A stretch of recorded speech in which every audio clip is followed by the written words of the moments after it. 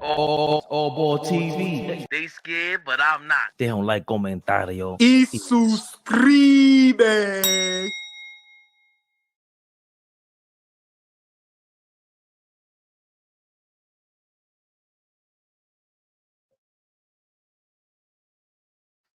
Yeah, yeah, yeah, yeah, yeah. Yeah, yeah, yeah, yeah, yeah. Fabian PerspecTV.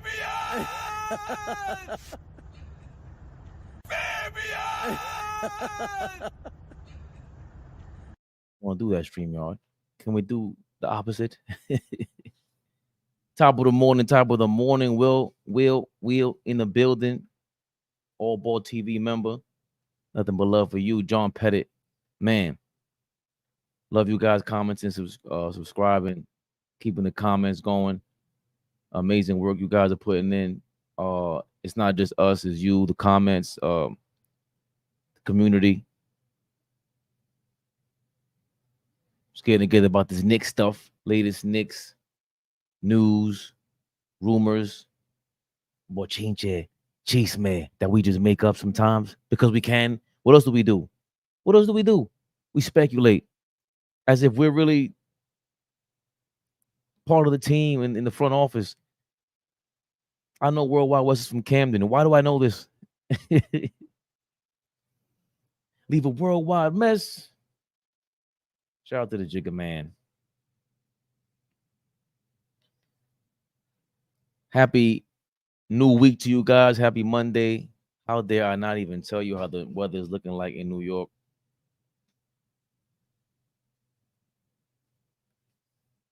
It was cooler earlier. I will tell you that much. 63 degrees. It felt like it was cooler last night. It didn't feel like 63. Right now it's 63 degrees in the New York City area. Sorry about that. 63 degrees in New York. Supposed to be a high of 77 degrees. A bit of a break from last week. The 90-degree weather is approaching at the end of the week. You see that. No sign of rain today, according to the weather gods. With the guys talking to the weather gods, right? They're the guys that talk to the weather gods. Use precise location? No. But we are in the building. Nice, beautiful day outside. Hopefully your day is running great. Oh, the crazy zoom in. Oh, zoom in on my face. Top of the top. Great game 2 of the finals. We'll get to that later. You see the thumbnail.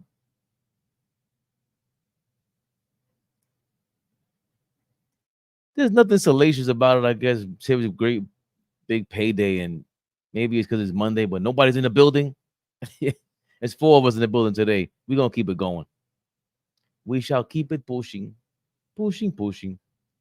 Today, I was looking up some stuff with Tom Thibodeau. We're approaching, we talk about the player so much. We never talk about the coaches as much. Nostalgic Nick, what's going on, my brother? And yeah, don't forget, like, share, comment, subscribe. If you are on a PC or computer, join a YouTube membership. Join us. Today, though, you ever seen this right here? That's a Jalen Brunson signature. Shout out to my daughter's homeboy, Lucian. He got a spot named after him over there on Houston and First Avenue. Lucian. His mama named him Lucian. I'm gonna call him Lucian. Hit that like button, man. Good to see you, brother. Que lo que? Thibs should be one of the highest paid coaches. What he did this year, missing guys all year. John Pettit, he was missing guys. Coach of the year, how many times? 3 or 4 times already? He's just a big dog, man. He's just a big dog.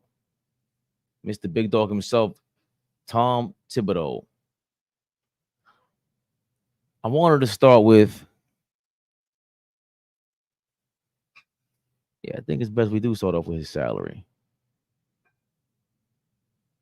It might be the thing to do.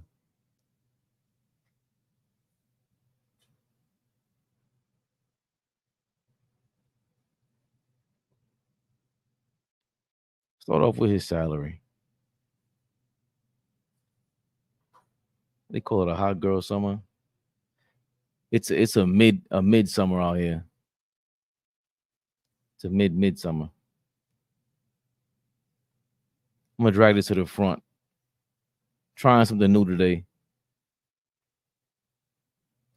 As we continue on about Tom Thibodeau, should he be the highest paid coach? I don't know. Good morning, gang. Well, they got Mayor. What's going on, my brother? Blue and orange, baby. Should Tom Thibodeau be the highest paid coach? I don't know.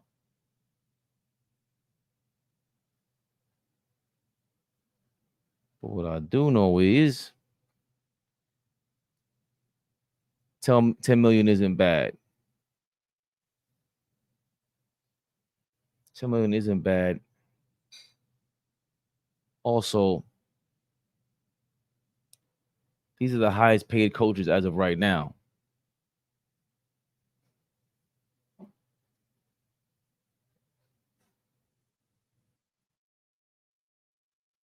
All right. You have Steve Kerr at $17.5 million. Greg Popovich at $16 million a year. Eric Spoelstra at $15 million. And Monty Williams at $13 million. Monty Williams, he set this thing off and resetted the whole market, right? I think it was like I want to say a 4-year deal for 80-something million for Monty. 4 years. What's that? It has to be more than that, though. Maybe 60-something million. Monty Williams.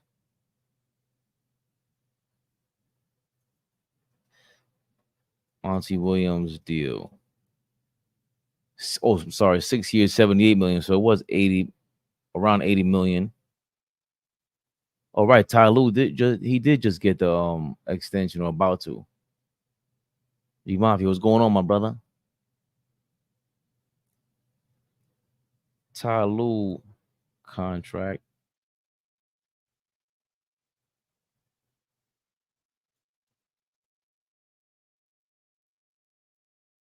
He's making $14 million a year. Why didn't I add that on there? You know what?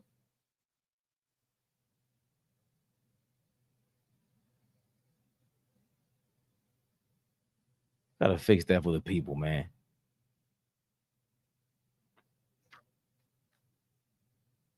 Gotta fix this for the people.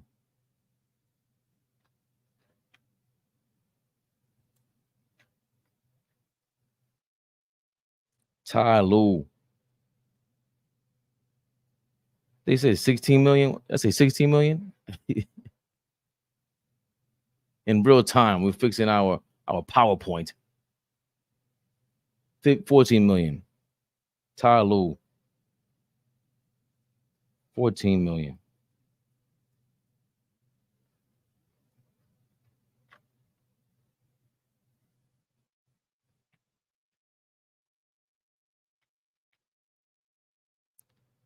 Ty Lue was making $14 million. So those are the top 5 coaches in the game right now. Salary wise. And I don't know why I thought about this, but we do know 46% of the league does not want to be coached by Thibs, which is really, really, it's weird, right? 3-time coach of the year, or 2-time coach? It's 2-time coach of the year. And people still talk about him a certain way. I think that's what led me to these thoughts. People still talk about Thibs, former players, current players, bad and good, but for the most part, it's mixed to me. Right? It's mixed. I don't feel as if it's one-sided, like it's polarizing. He's a polarizing guy. Has there ever been a 2-time coach of the year who was more polarizing? I don't know. right? I'm just not sure.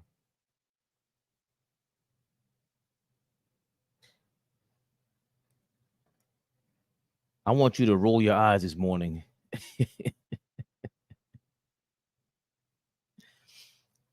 I know if AllBall, he'd be like, "Are you serious? You really quoting them?" I am quoting them. I'm quoting these players. The good players talk good about Thibs, but bums talk bad. It depends. I'm telling you, there's players that I respect that I was a little shocked about with their comments. Like this guy, Evan Fournier. We're not shocked about Evan Fournier. I have nothing to say because I have none. Fournier said of his relationship with Thibodeau. Are we like, we're not surprised by that, right? Fournier, when he was still with the Knicks when he made these comments, though. That's what was crazy. He was like in France doing some sort of interview with, was that sport? I don't even know who he did the interview with. Did he say it in French? Yeah, Tom Thibodeau, back coach. Yeah, oui.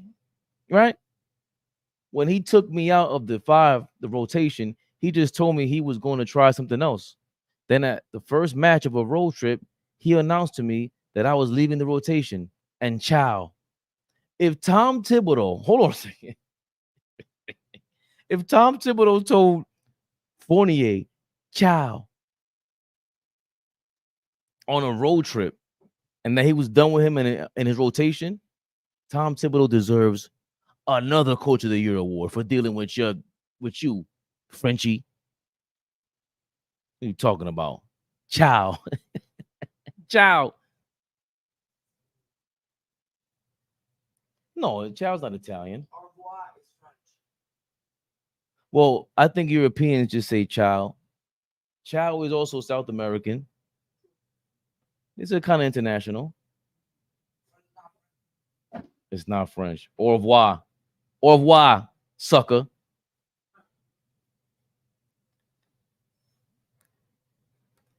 Look at Obi Toppin when he left. He didn't get the minutes that he wanted to in New York. That's what he said, right? I didn't get the minutes I wanted to in New York. There were great players there, great coaches. Everybody was amazing there. So Obi Toppin, he chose the high road. He chose the high road. Any reason why you think? These agencies are strong, man. He's CAA. He's CAA. Remember, at the end of the day, Tom Thibodeau is part of La Cosa Rosa.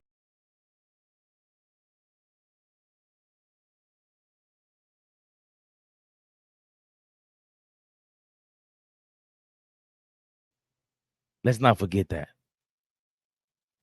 So Obi Toppin got to watch his mouth. He has to come back to Brooklyn in the offseason. He has to hear about these things. Be easy. Be easy. Derrick Rose, this one shocked me. When Derrick Rose went to the Grizzlies after a training camp, he said the last 2 years I had Thibs for training camps, right? Derrick Rose says, compared to Thibs, these training camps, don't get me wrong, we worked with Thibs, but it's ran different. Here in Memphis, it's smoother. It's more fluent.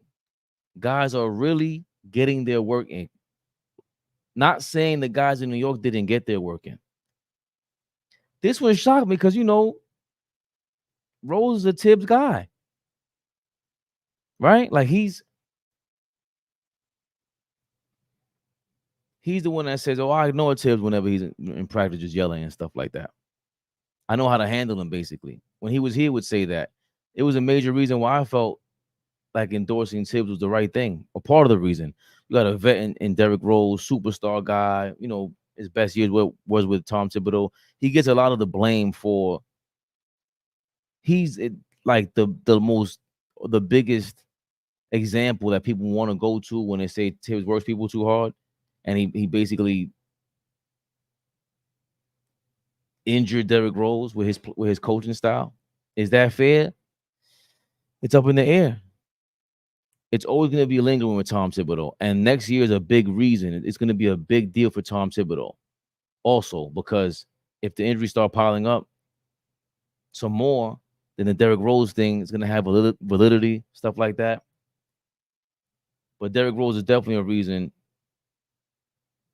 that I gained confidence in Thibs, because in the face of everyone saying all this, Derrick Rose was coached with Thibs in Minnesota. Derrick Rose was coached with Thibs with the Knicks. So the three franchises that Tom Thibodeau was the head coach of, Derrick Rose joined. Now, is that to say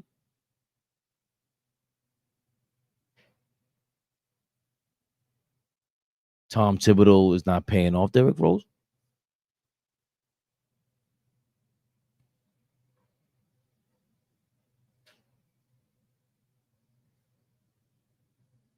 We got to be honest. We got to be honest. Is he paying Derrick Rose off for getting him injured like that? I don't know.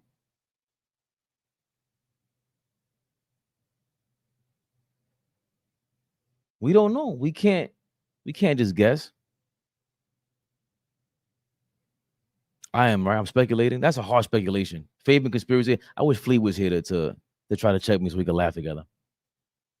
RJ Barrett left, or with the Knicks tenure, he said Thibs was my guy. You can't even get him to say a bad thing about him, and that was a real big deal, because I think that was Thibs loved him, but he criticized him. RJ Barrett, I know he reached out to him, and he was really public about reaching out to RJ Barrett about his brother when his brother passed away. God bless the dead. And we didn't really hear RJ Barrett criticizing him. I didn't see anything from RJ Barrett.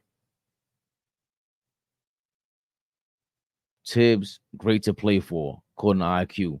Great to play for. The practice part, guys just don't like practicing. I'm not one of those guys. But if you don't like practice, he's not for you. We've heard that a lot too. If you don't like practicing, don't come over here. We've heard that before.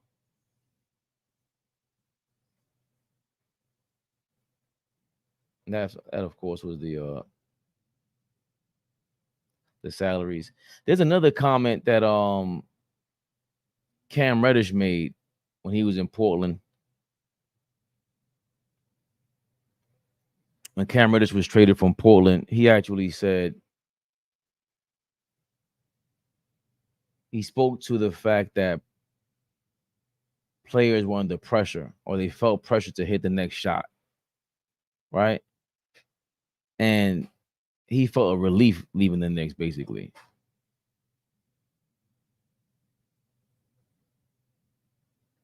Is this it? This is Cam Reddish, according to the Daily News. He was quoted, it was tough, but at the same time, it ain't even about basketball. It's like that. That's why I wasn't too worried about it. It ain't even about basketball. I'm sorry. Reddish told the Daily News it had nothing to do with basketball. It was all politics, all the favoritism, stuff like that. That's why I wasn't too worried about it. Reddish, he didn't expand on anything. And rather look back at his frustrations with the Knicks and Tom Thibodeau. He'd rather not look back at the frustrations with the Knicks and Tom Thibodeau. Reddish went on to discuss why Portland is a better, more positive fit for him. I'm in a completely different place now. I'm blessed. Not everybody gets another opportunity, so it's refreshing, said Reddish. The 10th overall pick in 2019. I got some great teammates, great staff. It's real positive around here. Win, lose, or draw. It's not somebody beating you over your head. Not that was happening in New York, but it's more my style. Okay, Reddish also hinted that Thibodeau's impatience affected his confidence with some other players like Obi Toppin. Thibodeau has been quick to sub out after a mistake. I can shoot a shot, and in New York, I feel like I had to make it. I know I'm not the only person that felt like that. I was putting too much pressure on myself. Now I can relax and play my game. You're going to see it. The more I'm on the court, the more I'm going to grow and play. I'm happy. Guess what, Cam Reddish? I was sick of you. I was sick of you. And that quote right there proves why we don't want the likes of players like you around. I don't care about what you did in high school and in college. a lot of people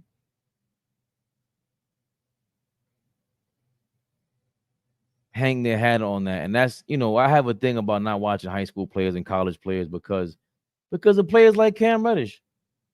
All my homeboys would tell me about all these players and Cam Reddish and all these other guys. And I laugh because I'm like, who cares?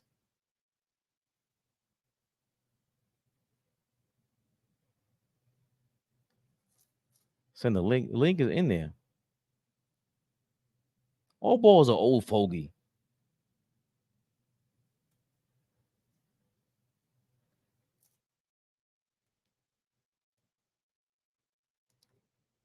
The link, the likes of Cam Reddish. That statement in itself is insane. I felt like I had too much pressure to shoot the next shot. I feel like Coach Thibs creates like a championship effort. It's a championship atmosphere, the military thing. That's why it's polarizing. Even Pat Riley, I think he gets a lot of that too. People don't want to deal with the military style camps. It's everybody else that wants to be here, they vocalize that too. Like Julius Randle, he speaks highly of Tom Thibodeau as well. You saw what Emmanuel quickly said, if you don't like to practice. But the Derrick Rose quote, that one stood out to me, man. That one stood out to me because Memphis, the owner of Memphis is something Pear. He's like 41 years old, a young owner, billionaire. Some tech thing that he got going on. They have, remember, like Mark Cuban, he came to the NBA and he said, "Yo, I want to put pressure on the other owners. I want them to be embarrassed about what I'm bringing to the game. I want their players to go back and put pressure on them and say, look, the state of the art stuff they're offering us over there in Dallas as a visiting team, right?" And the Memphis Grizzlies, they're a young organization. Think about how they allow Ja Morant to run amok in Memphis, of course, and throughout the city. We see all the issues he's going through. But a part of that leisure and independence is what helped promote the Memphis Grizzlies as this young, the super culture team. It was like Allen Iverson all over again, right? And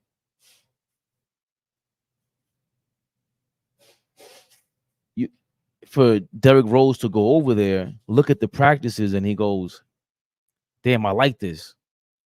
I still get my work done. I still get my practice in, but over there in New York, we did practice, but it felt rigid."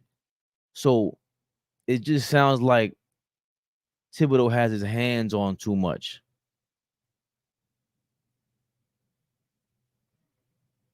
That's what it feels like to me. Like he has his hands on too much in practice and the micromanaging.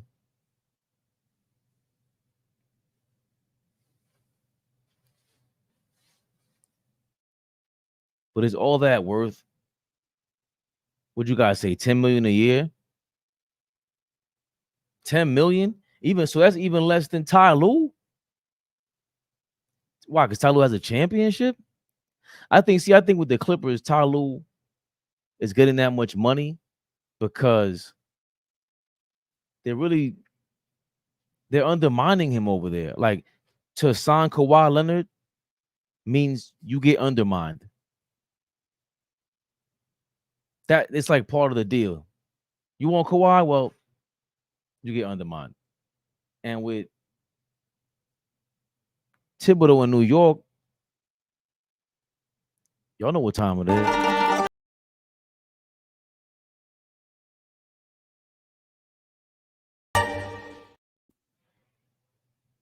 They're not playing any games.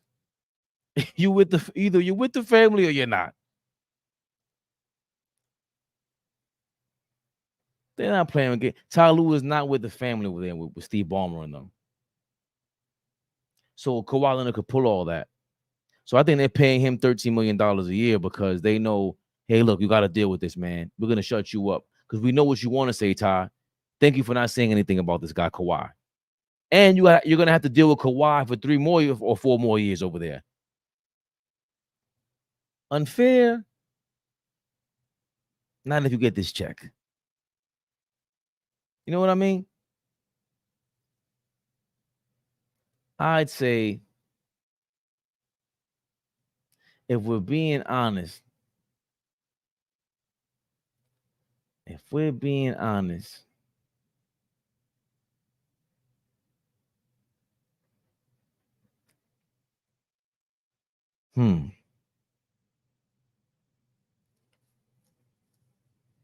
he got to get 14 like Ty Lue. Because you can't pay him Monty Williams money. That's crazy. Monty Williams is crying over there all the time. Like, I can't stand what he's doing over there. He might get fired because they have some new general manager coming over there from the Grizzlies, if I'm not mistaken. And I'm sorry, not the Grizzlies, the Pelicans. They're not putting up with all of that. I'd say you got to give him 13.5 minimum for Tom Thibodeau. You have to. See, Ty Lue, Clippers coaching record.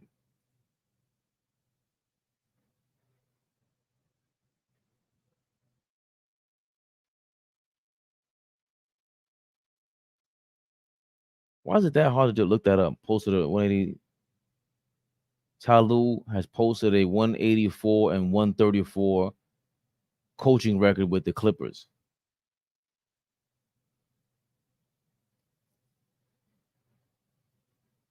So 50 games over 500, and that's as of the other day.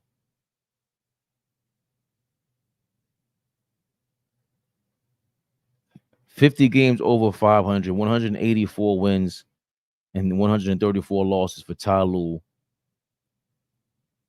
as head coach of the Clippers. Tom Thibodeau, well, he's 175 and 143 in 4 seasons with the Knicks. 22 games over 500.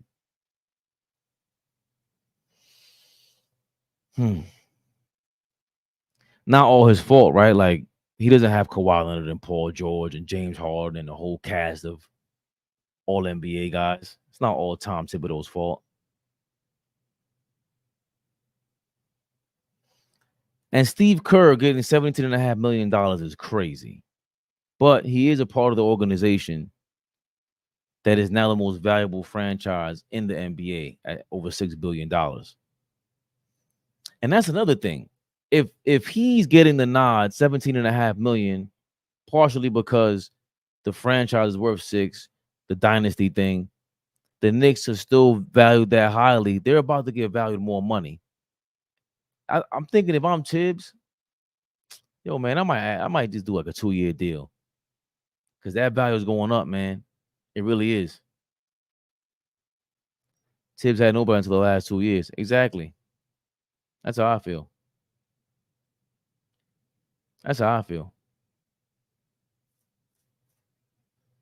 Moving right along. I made a comment yesterday about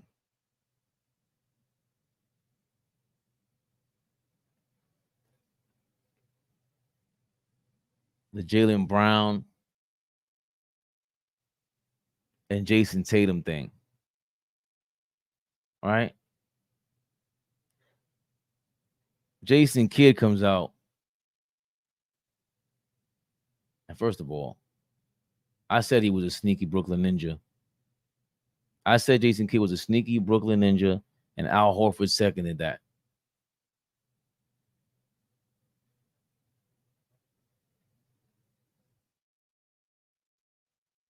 Hold on. Why are you not? Where's my link, man? The rest of my link.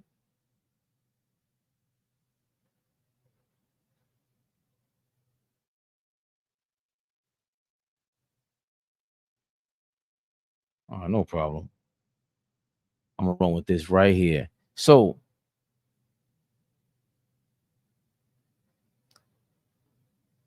yesterday or the day before, they were making a big deal out of the Jason Tatum, Jaylen Brown thing. Jaylen Brown playing better than Jason Tatum. Is he a better player? And I still think Tatum is better, but I use the analogy of Kobe versus Shaq and how they were the two best players in the league, arguably at a certain point. Two of the top 3 players in the league, 2 of the top 5 in a lot of ways, and definitely, right? And even they succumbed to ego and just being the top dog and wanting to win and being known as the winning guy. So if they could do that, why can't Jason Tatum and Jaylen Brown feed into their ego, right? As zen as Jaylen Brown comes off like such a,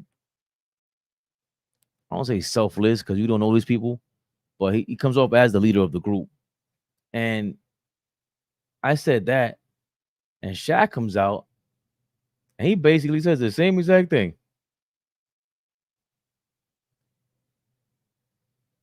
To give you some G14 classification information, because this will be the last time you see me. Okay. It's a riddle. Do not get fixated on useless titles. Do what you got to do. Doesn't matter who's who or they say who's what. It ain't time for all that right now. Do what you got to do and get it done. I understand. Yes, sir. I appreciate it. That made sense to you? No. Okay. Okay, well, let me break it down.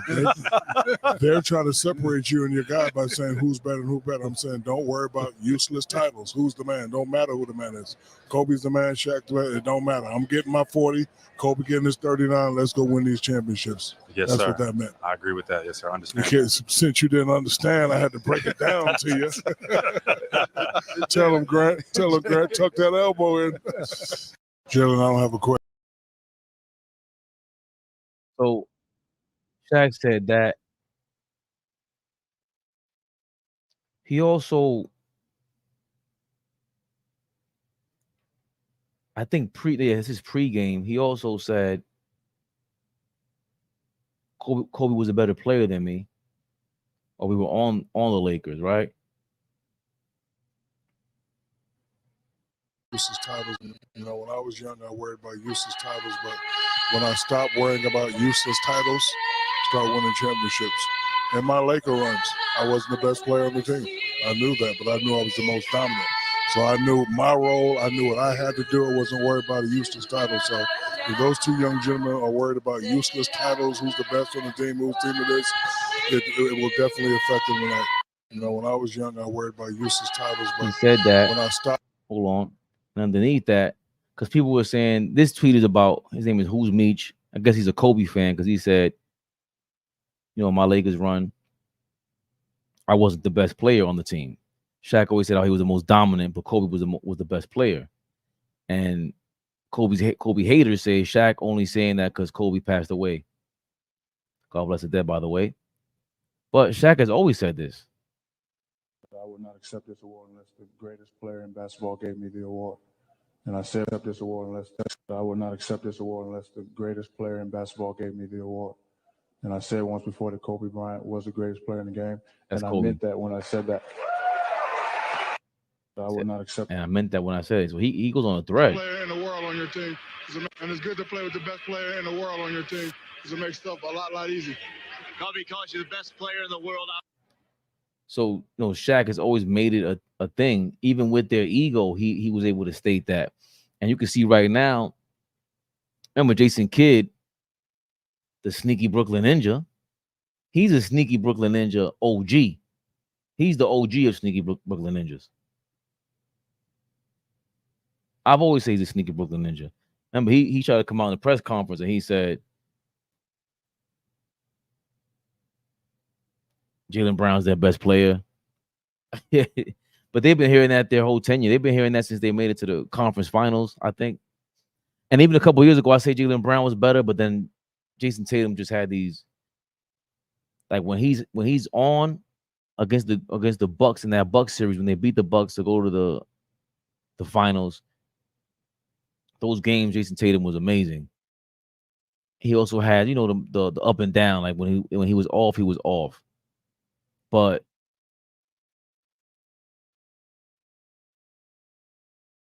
Jaylen Brown has turned it around. And so I'm sorry, so the whole Jason Kidd thing didn't even work. Like he was trying to divide and conquer. He said Jaylen Brown's the best player. Drew Holiday came out. He said, "Yeah, he is. He's guarding Luka, their best player, and he's destroying the Celtics." Al Horford, I was trying to pull it up right now. Al Horford said, "Damn, Jason Kidd is sneaky." Sneaky Brooklyn Ninja, the SBN OG, Jason Kidd. His tactics did not work for game 2. Shaq was warning Jaylen Brown, "Hey, don't go fall for whatever I did, whatever happened to us. We were on top of the world, and people were the media, everything. And it's really mostly the media. It is us pushing this narrative, because if the team is already on some like, yeah, Jaylen Brown is the best, so what? We don't see the Shaq and Kobe thing. There was a lot going on. Like Jim Gray's not pictured there, but Kobe would go through Jim Gray and start speaking things. Like Kobe was very vocal, and then Shaq is passive aggressive. So they would go back and forth. They had a fight in practice. You know, Kobe swung on him supposedly, and it was crazy, but he wanted to show like he's not scared, he's not gonna back down or whatever. There was a lot going on back then, but it was nothing like this. Tatum, you see, he's always hugging Jaylen Brown. Jaylen Brown is just, again, he seems to be the leader, and they're both young. They're both similar age. Shaq was a little bit older than Kobe, which is like looking back on it. I think that's why he regrets a lot of this stuff. Shaq, he speaks on the past with a lot of regret, especially the Lakers run. So I think he knew, damn, if I stayed a Laker for life, you look at Shaq differently. Like I should have listened to Kobe more, because if there's a 10, 15-year run of Shaq on the Lakers, we just look at him differently. We look at him more like Jordan and more like Tim Duncan, more like what he's supposed to be. He gets to coast a little bit more, like Kareem did later on. Like Kareem took care of his body, but he also had magic and let him carry him. And I think Shaq regrets that, because he knows, hey, I won a title with D Wade. Remember, D Wade broke his. They could have went to back-to-back finals in Miami, but D Wade broke his ribs, and Stan Van Gundy was a coach. They could have beat Detroit. They were better than Detroit. They were the best team in the league that year. D Wade was on fire. Second year in the league, he was insane. And the following year after that, I felt like Shaq took a step, lost a step, and you know D Wade was progressing, but so was Kobe. And you're talking about Phil Jackson, Kobe, and Shaq. I just can't imagine them not going back to the finals. I can't imagine them saying, you know what, let's get rid of Karl Malone, Gary Payton. They don't have the same CBA that they have now, right? Like Shaq looks at it back then like, yo, you guys have a chance over there in Boston to really do something special. You got a teammate there. Don't do what we did. You guys are both similar age, about to enter your prime. Like they haven't even entered their prime yet.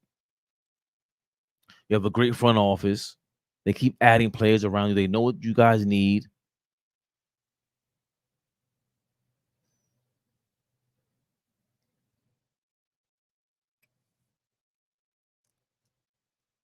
It's good to see this, because all the young players do also, and young people is they see inside the NBA and they see Charles Barkley and Shaq, and they look at them as haters. And it's easy to do that, but this generation is a lot more sensitive, less hands-on.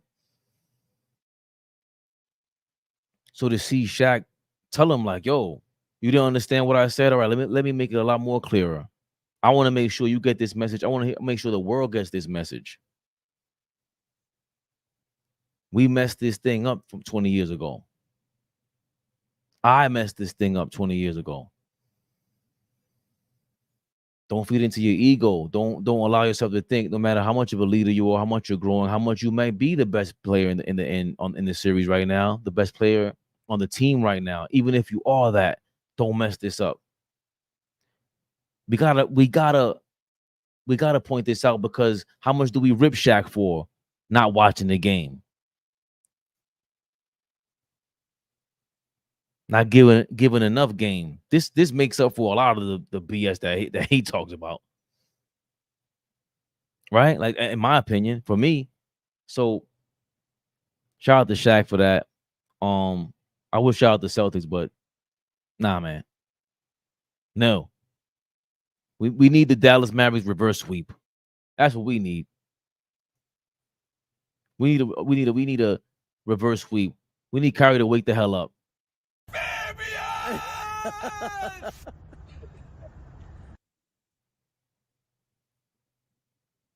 Let's get into game 2, man. Horrible performance by Kyrie Irving. Shout out to Dime Dropper for mentioning that last night after the game. The post game 2 Dime Dropper. Go click on the link in the description. You'll find Dime Dropper in there. You crazy? Breaking it down. The first thing he said was the thing about Kyrie Irving, man. He ain't show up. He stepped on Lucky, and ever since then, he ain't winning Boston.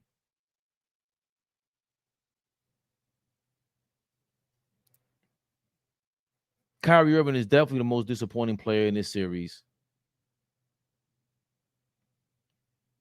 All the Kyrie Irving fans somehow lost cellular service from Flat Earth.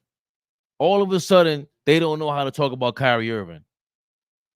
All of a sudden, this is all so just spectacular. Spectacular. We don't know what's going on. The one thing I do have to disagree with Dime Dropper about is the little man thing. Kyrie Irving is not Jalen Brunson. He's not.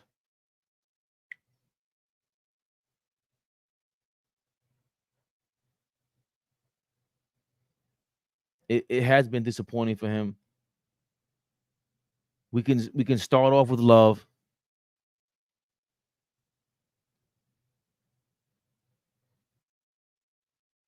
The Celtics are built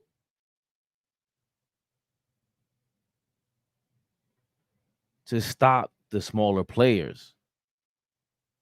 Drew Holiday isn't tall, but we're talking about a legendary defender. Enough is enough. I don't even have to ask anymore. I don't know why I'm asking. He's up there with Gary Payton, Michael Jordan, Alvin Robertson, Sidney Moncrief, Tony Allen, Mookie Blaylock. Mookie Blaylock is just forgotten about. Drew Holiday is legendary. Kawhi Leonard, you name it. You have Drew Holiday there. He changes everything. Everything on the defensive end. Jaylen Brown is guarding Luka Doncic 94 feet. Yes, but I also see Drew Holiday guarding him 94 feet. Luka Doncic looks scared to death every time he turns around and he sees Drew Holiday in front of him, 3/4 court. I don't know why the Mavericks, Jason Kidd, my favorite point guard of all time, why aren't they allowing Kyrie to bring the ball up? Luka is scared, number one. Number two, you got to get him down court and get the offense going. Get the defense on their heels. Break up whatever their plan is. The Celtics are out here doing whatever the hell they want to do. And part of it is Drew Holiday, 94 feet playing defense. Then when they get to the half court, he's a problem. He's a problem. This isn't Jaden McDaniels, who's very young. Anthony Edwards, who's very young. Naz Reid is young too. Chris Finch is young in his coaching career. And Gobert should not be playing against the Dallas Mavericks if he can't show up and make an impact. Though he has to give 15, 20 minutes, just like they did with Porzingis. It's true. The thing that is true is, how the hell can you not understand drop coverage and how to react if Porzingis can do it and he's a similar size? He's just a big doof, Rudy Gobert. But also Porzingis does have 2 second-team all defensive members on that perimeter that get to rotate. And he's only playing 23 minutes. Derek White is amazing. He's like Dwayne Wade out there without the athleticism on the defensive end. And they don't have to play on offense. They when they get the ball, they pick their poison. They're amazing. Dime Dropper's already calling them the best backcourt, one of the best defensive backcourts in NBA history. He's going there. And on top of that, you have Derek White, Drew Holiday switching and acting like they're going to switch riding on their hip, on Luka Doncic's hip, with Porzingis in the middle, and if you switch, you're switching to Jason Tatum or Jaylen Brown. Just a well-oiled machine over there. They got Porzingis back, and they changed everything. Luka came out and was aggressive. He was aggressive. But before I get to Luka, just to finish with the Kyrie Irving thing, remember, they were already talking about them being the best backcourt of all time. That's what people were saying.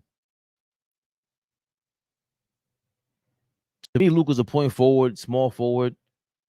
Like, just to give him the automatic point guard list is just as lazy as when they say Kyrie Irving is the most skilled player of all time. The most skilled player of all time is getting shut the hell down by this Boston Celtics team. Again. Remember, they got swept in Brooklyn. Right? The most skilled player of all time got swept in Brooklyn. They just lost 2 in a row, so that's 6 in a row in the playoffs against the Celtics that he lost. Forget about the regular season, because this is when you told me it counts, right? That Brooklyn Nets Celtics thing was a big deal because that was like their conference finals. It's Kevin Durant, Kyrie Irving. They're supposed to make it to the conference finals at least. They didn't because the Celtics swept them out of there. And now they're losing 2 in a row. They're down 0-2 against the Celtics in Dallas, taking it back to Dallas for game 3. Kyrie Irving, man. Wish my guy AllBall was on here because, geez, Louise.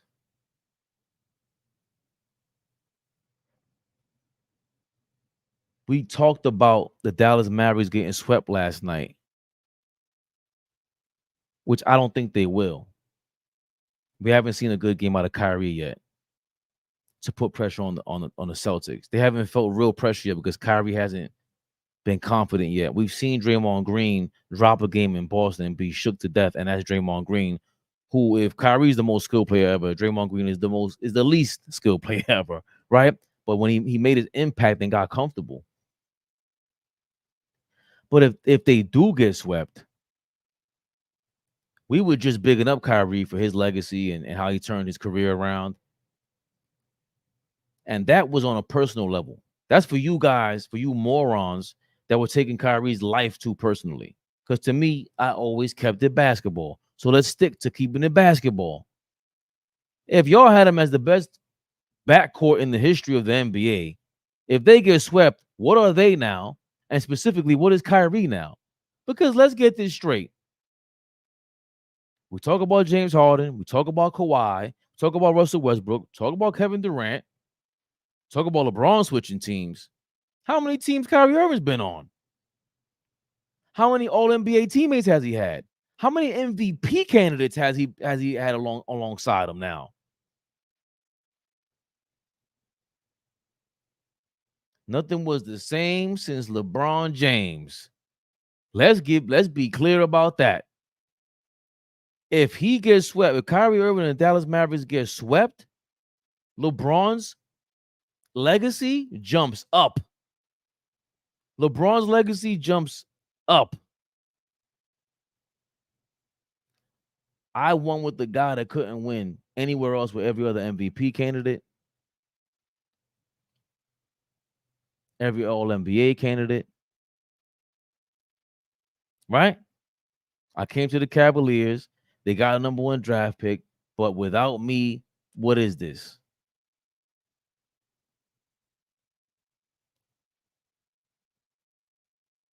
He went to Boston. What happened there in the playoffs?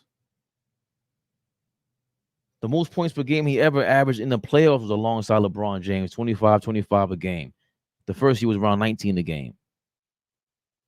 He just looked different around next to LeBron James. The other day, AllBall asked, who is LeBron James' best teammate? It is Kyrie Irving. It is Kyrie Irving. But guess what? Kyrie Irving's best teammate ever is LeBron James.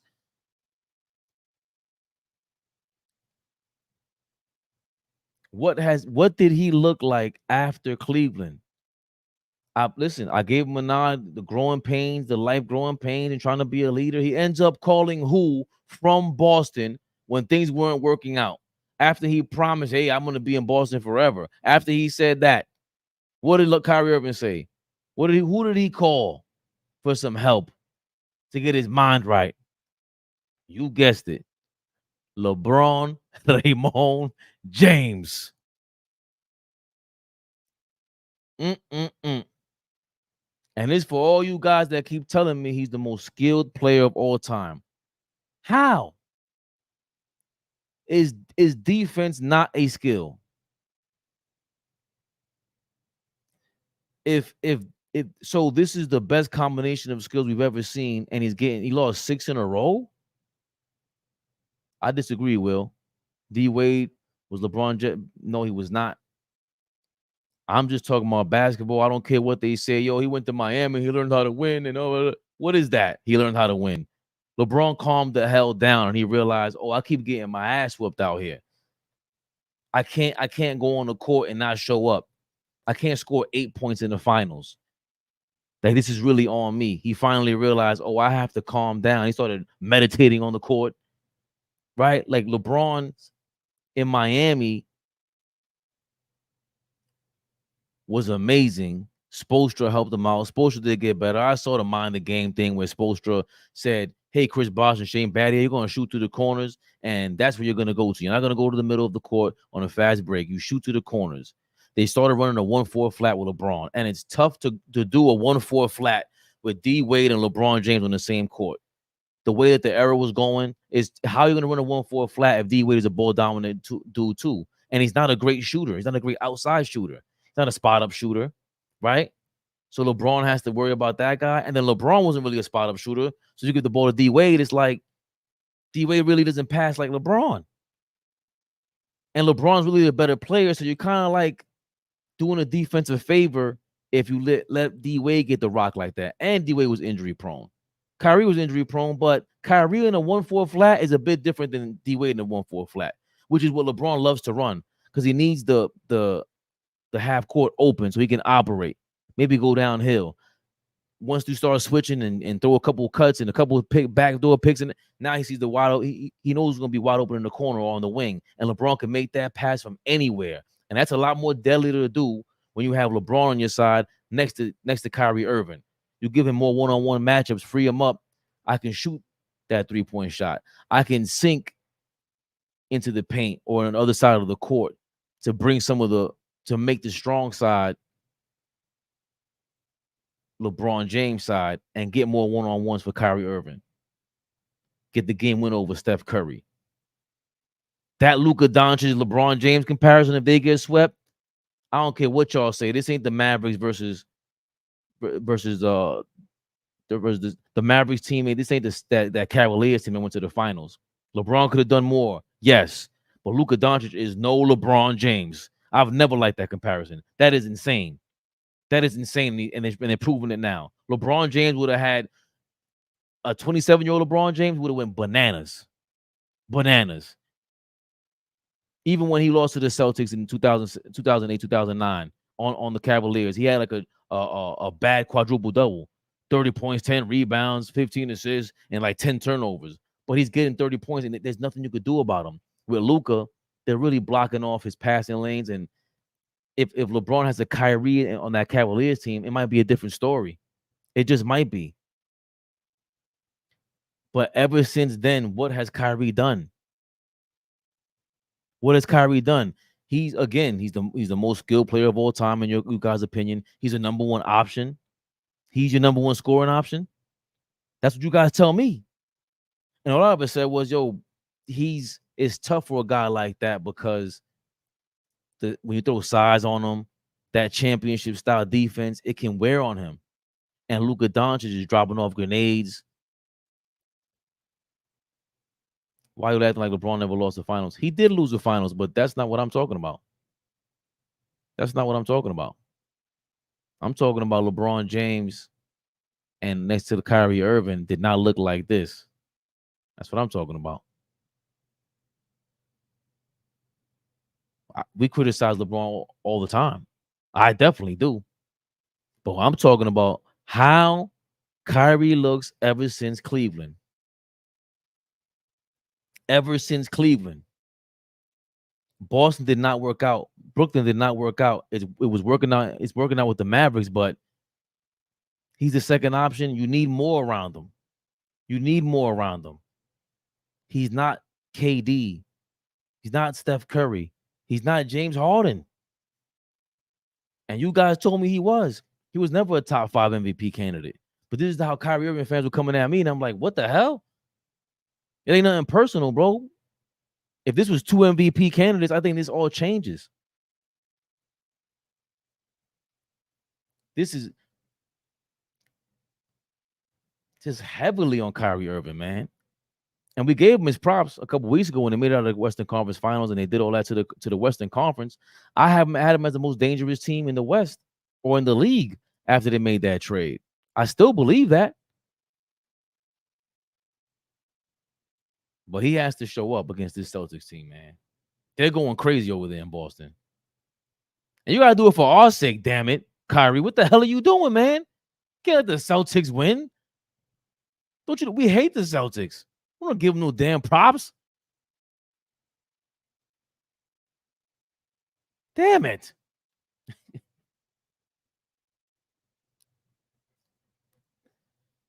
Jesus Christ, Kyrie. Paul Pierce, another clown in sports media. Well, Paul Pierce is crazy, man. Facts, because I can't stand seeing Paul Pierce cracked out. Look at it. Yeah, exactly. Get Paul Pierce out of here, man. Nobody wants to see you. With your stupid chain. D-Wade was better than you, Paul Pierce. Chill out. Chill out. Tonight, 7:30. More Knicks Rehab, more AllBall TV. I did my first PowerPoint presentation on here. Felt kind of good. True, we don't want Celtics to win at all. They got enough banners. And they're from Boston. Like, I almost called myself being a Red Sox fan because I used to hate the Yankees so much growing up as a Mets fan. But then I had to stop myself and be like, there's no way I'm rooting for a Boston team. They come over to New York trying to come to Yankee Stadium or Shea Stadium at the time. What you doing? Come over here with no Red Sox. No. T-Mac or D-Wade? Are you kidding me? Are you kidding me? D-Wade made it out of the first round before Shaq. Yeah, Lamar Odom, don't get me wrong, and Caron Butler. That's kind of interesting, man. T-Mac with Lamar Odom and Caron Butler would have been kind of serious. But I just think T-Mac had enough chances, man. He was celebrating too early. He's kind of a front runner, man. He's kind of a front runner. T-Mac at the time was one of my favorite players, too. He just kept disappointing me. I always talk to Dom about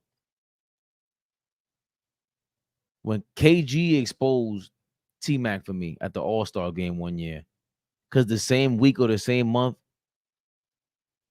T-Mac went to Minnesota and KG locked him up again. And then that same season, Tayshaun Prince locked him up. And it was like, all right, you got to figure that out. But he still never made it out of the first round on his own. D-Wade didn't have a jumper. He didn't need one. T-Mac had a jumper and he did what with it? And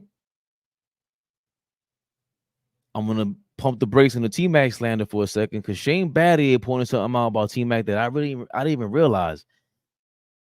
When they asked Shane Battier who was the best passer you ever played with, he said T-Mac.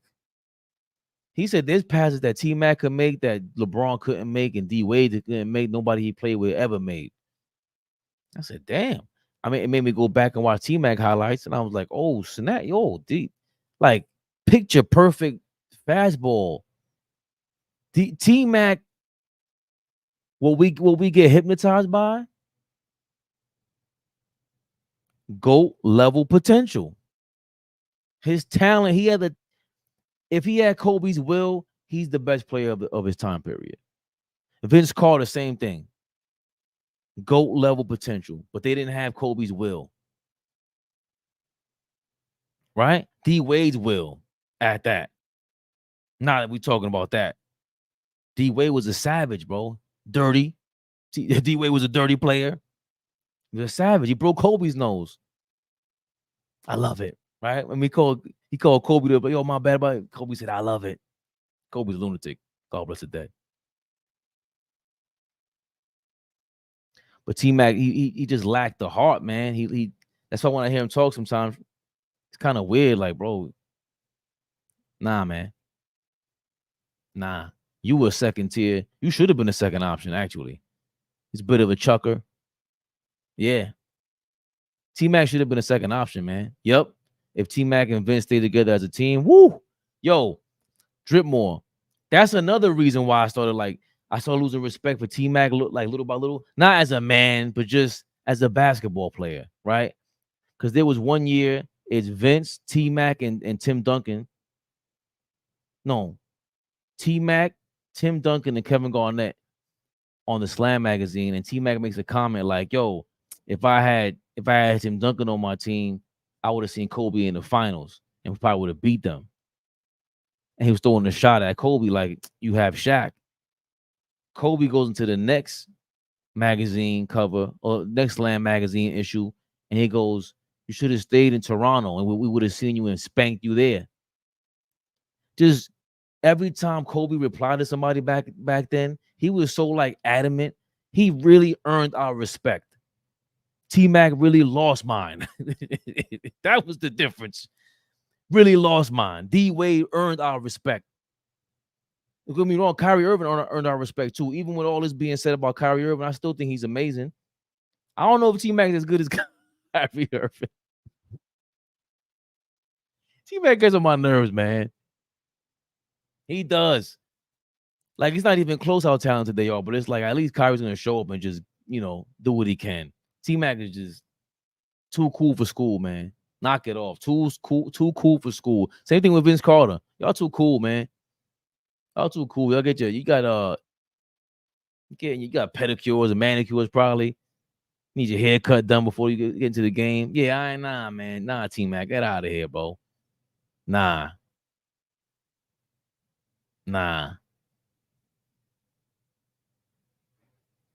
All they talk about is their talent, bro. Super talented. Super talented. Just like with Jaylen Brown right now. Jaylen Brown's a dog. Jaylen Brown's a dog. Nah, come on. Come on, Drip Moore. We used to call him the crazy eye killer. If you know who the crazy eye killer is, I might send you a super chat. Crazy eye killer is classic. I'll wait to see my dramatic takes. If Dallas ends up losing the next game, I think everybody just being overreactive, just like the Timberwolves series when they won the first two games. Yes. But I don't think it's over until we watch the next game, because I thought the Mavs could have won this game. I don't know why people think they couldn't have won this game.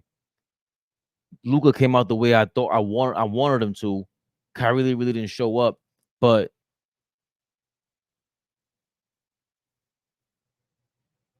the Mavs need to adjust. It's not like they don't have two guys that could bring the ball up.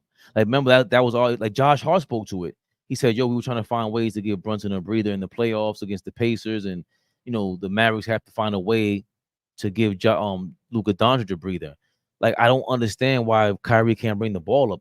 The most skilled player ever. We all agree he has the best handles of all time. Like, is he injured? Like, I didn't understand that. I didn't understand Jason Kidd with that. Like, you have your why is your best player gonna inbound the ball that many times? Why don't you get him across half court so that the attention is on him? Do they not trust Kyrie being the point guard? I don't know. You know what I'm saying? Like, and that was a simple adjustment.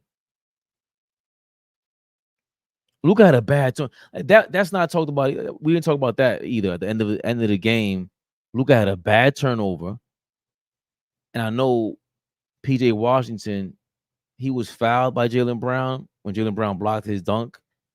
That game was 103-98, if I'm not mistaken, and that turned everything around. That would have made the game a 3-point game, and PJ Washington would have been at the free throw line. But before that, Luka turned the ball over at half court. That was bad. That was awful. That's the best player. See, that's the other thing about Luka that's not being talked about.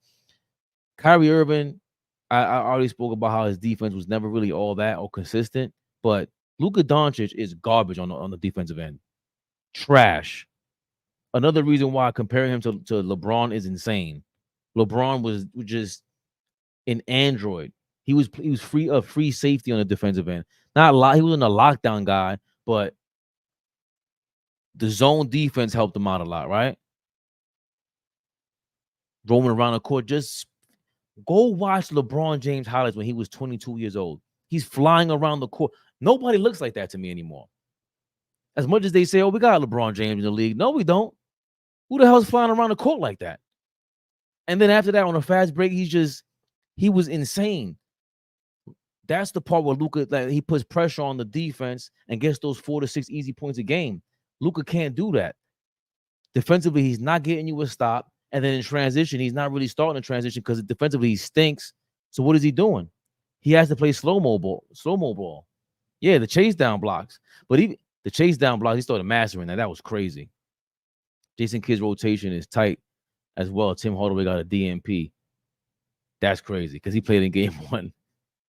LeBron hasn't played defense since the Miami days when you have a teammate that's pushing you to play defense. Kyle Kuzma, that's a problem. But that's part of his whole thing, right? Like LeBron is Mr. You know, that's what them allegations.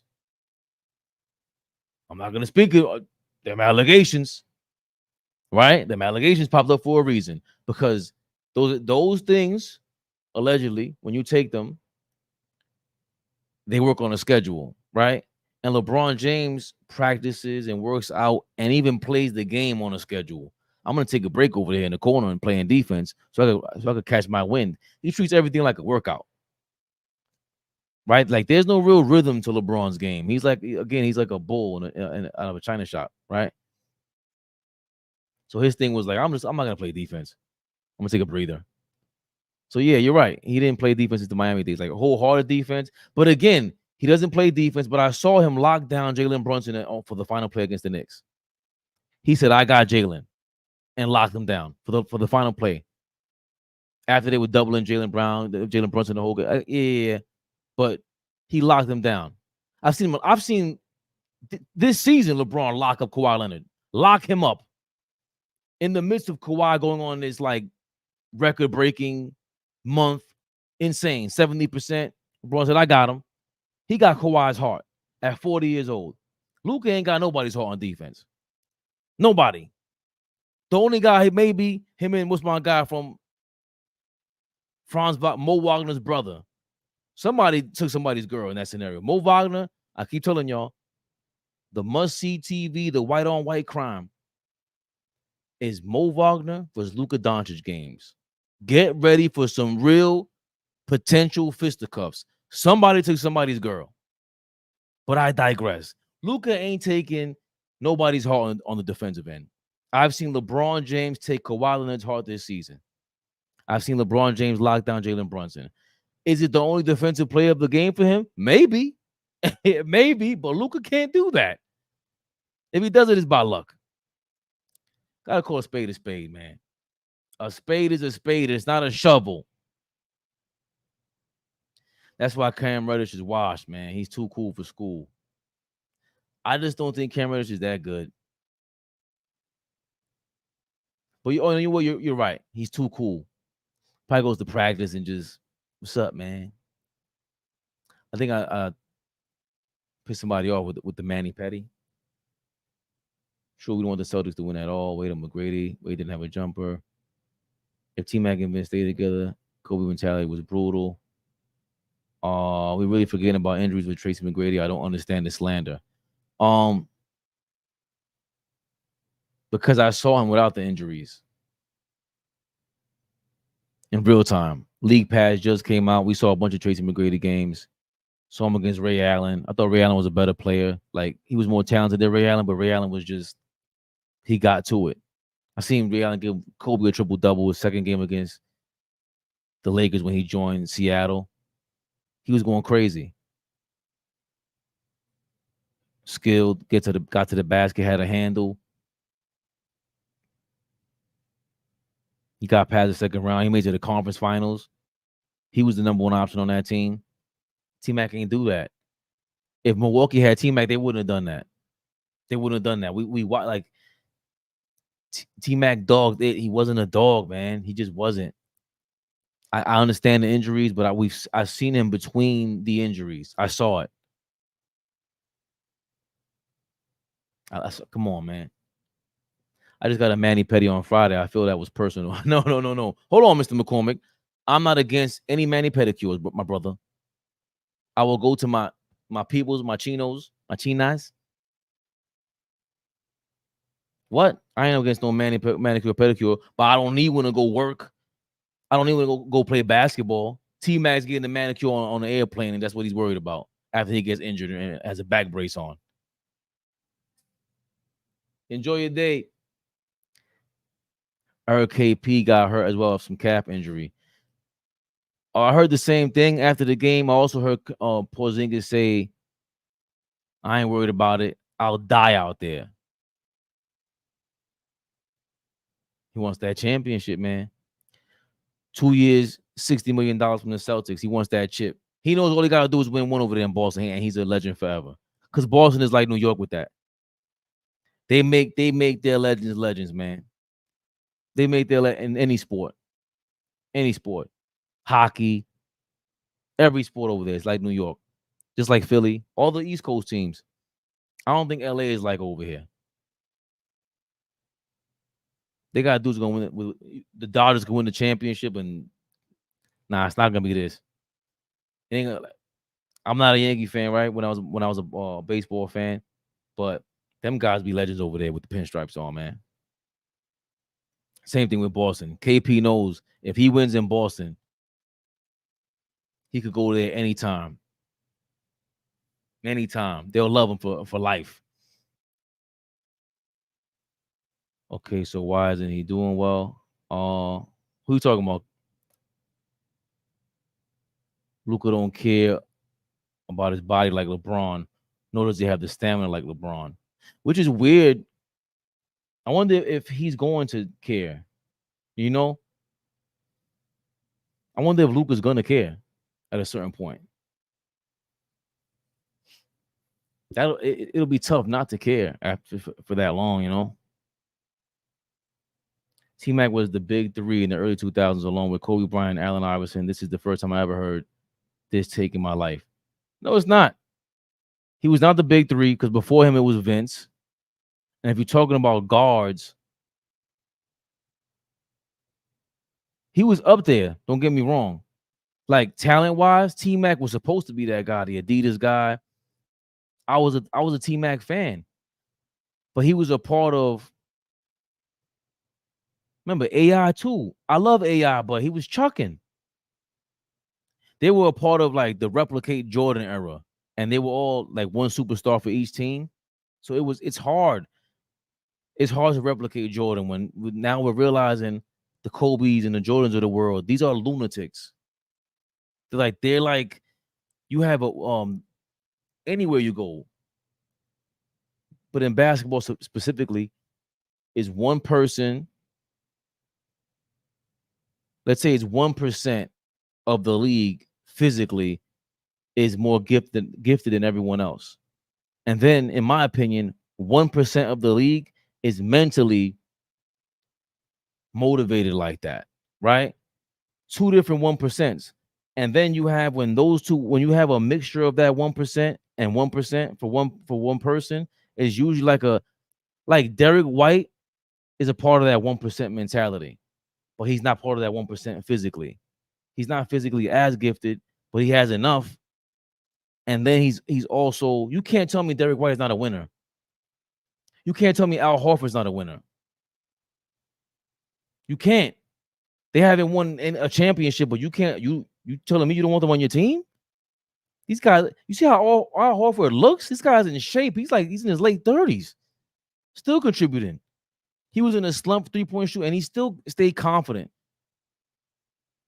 Remember against the Milwaukee Bucks when Giannis yammed it on him and he started talking, and Al Horford looked at him like, what? And then he came back down court and yammed it back on Giannis. Like, well, who are you talking to? And Giannis looked nervous. He looked scared as hell. I don't know what Al Horford told him. He told him something in Spanish. Hey, get okay, mama. That's what he hit him with. Bing bang. Con quien? Al Horford looks scared to death. I mean, Giannis looks scared to death of Al Horford. I want to pull it up, but they're going to, you know what? Let's pull it up. I'll look it up. What am I talking about? If you watch it on the replay,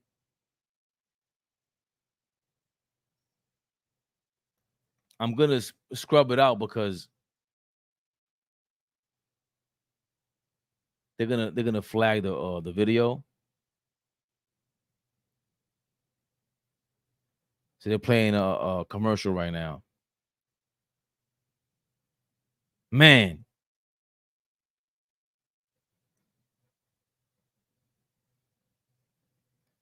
And no, I'm not saying Al Horford's a winner because he yammed it on Giannis. That's not my point. I'm saying that he's that competitive. Should I turn the sound off? Maybe I could turn the sound off and they won't flag me.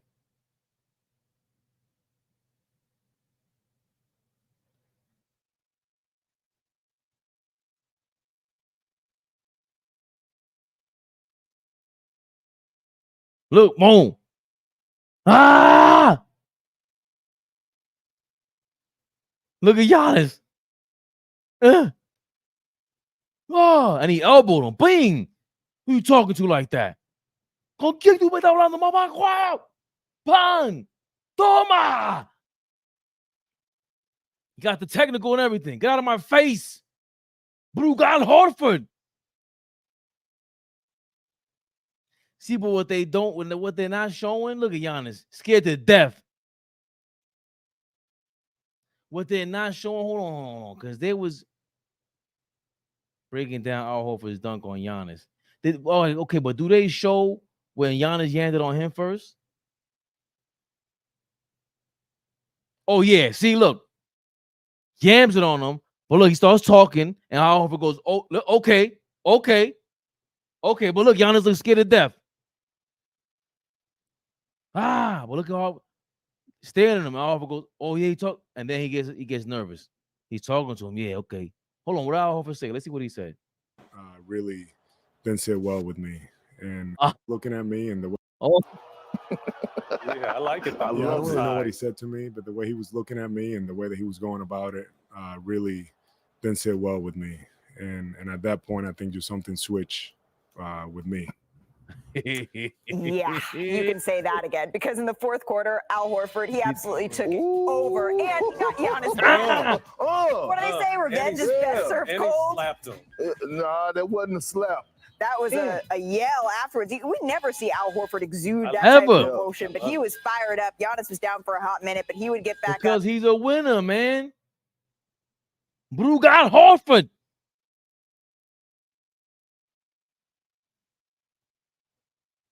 No slander, just facts. T-Mac never made it out of the first round. Horrendous behavior.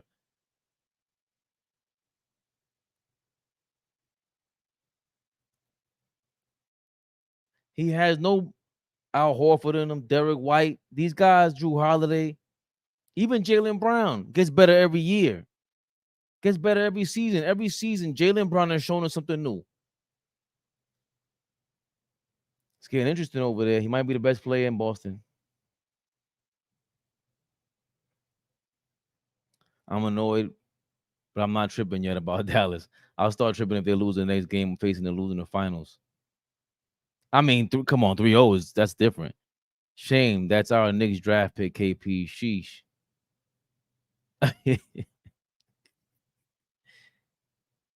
Yeah. KP and Here's the crazy part, right? That nobody talks about. That Kristaps Porzingis trade that we made to the Dallas Mavericks, we were supposed to get that Derek Lively pick. The Mavs tanked to be able to pick in the top 10, and they picked Derek Lively. So maybe we wouldn't have got Derek Lively because we would have picked number 11 or whatever it was for Dallas or whatever it would have been. But the Mavs wouldn't be in the finals right now without Derek Lively. So you got Kristaps Porzingis attached to the whole thing. He's in the finals along with Derek Lively after being a part of that trade. Allah, what's going on, my brother? Show that KP clip on Freak. On Giannis? When he dunked it on Giannis?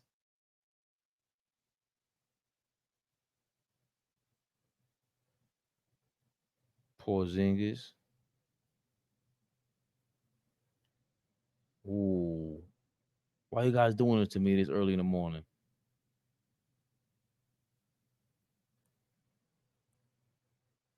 After he dunked it on Giannis? Credit the Milwaukee defense. With us. Oh, of course. Yeah, that's when wait, you're not talking about that, are you? Oh, okay, you are. When KP hurt his knee. Nah, I didn't want to see that again. What's wrong with you, Dripmo? Why would you make me put this on? Hold on. Porzingis Nick highlights. I got a Porzingis jersey, man.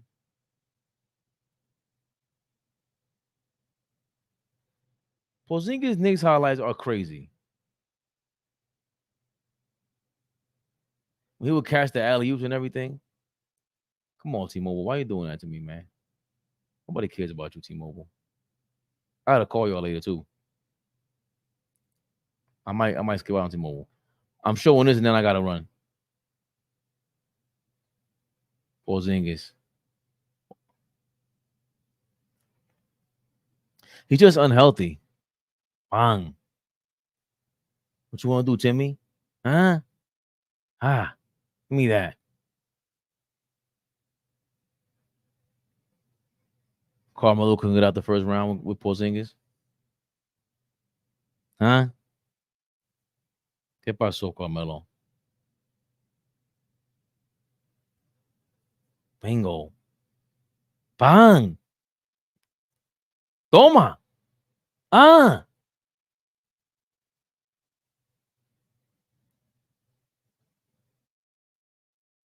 He was a young stud out there, man. Those tip back dunks were crazy as rookie year.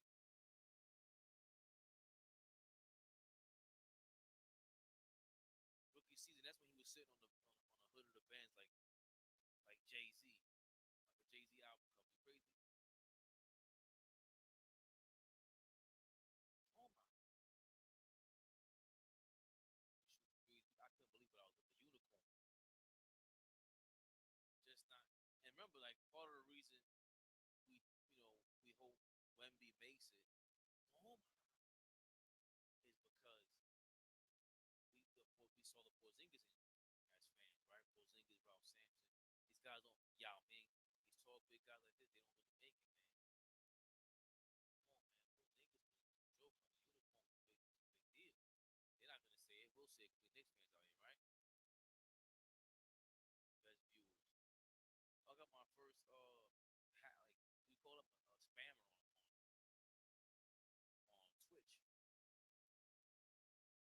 KP. Wow, basketball gods. Yeah, man. Then being like the Mavs get away with that ish too. Yeah, you saw Adam Silver addressing it. They brought it back up. Kobe had the quad, AI, and T-Mac did not. And the Magic, Doc Rivers had that Magic team. Could have had T-Mac looking. Yeah, yeah. But even if you have Tim Duncan there, man, he played with Yao Ming when Yao Ming was healthy, and they didn't look unbeatable. They won 27 in a row without and Yao Ming. Like he had enough talent over there. They put together. I'm trying to think who the general manager was. I think Rick Adelman was the coach. That's Jeff Van Gundy coached them.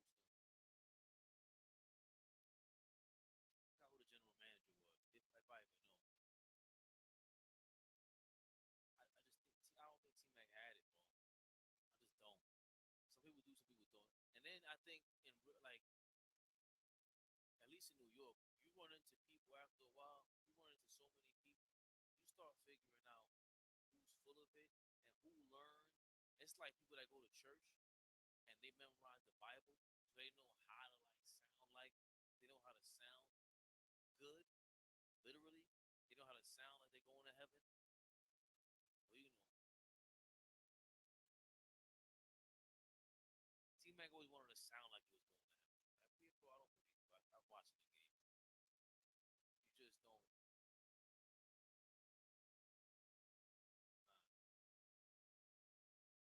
Imagine Ray Allen with Vince Carter. You kidding me?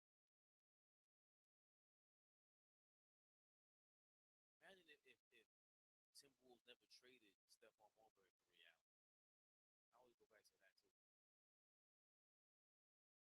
You gotta go for Vince Carter, Antoine Jameson, draft day, right? Because then Antoine Jameson gets to who does Vince get to go play with? They had a bad team for years over there in Golden State, though. Not Bobby Sir. What's the other guy? I forgot his name. They were all right. Because Antoine Jameson ended up playing with Gilbert Arenas and Jason Richardson. Jason Richardson and Vince Carter on the same team would have been crazy, like for a highlight reel. But yeah, T-Mac just disappointing, man. What makes it worse is that he just needs to come out and just talk about why he's disappointed. Is he just gonna say, "Oh, I was injured"? I don't want to keep stressing it because I'm pissing somebody off with the T-Mac tag. Lorenzo! Something happened to your mic, I think. Very low sound suddenly. It might be the clutch gods.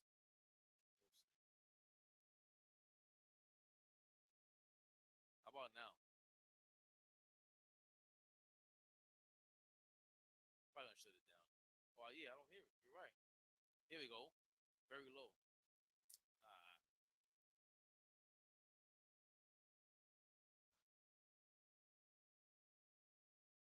Yo, 1 2. 1 2 1 2.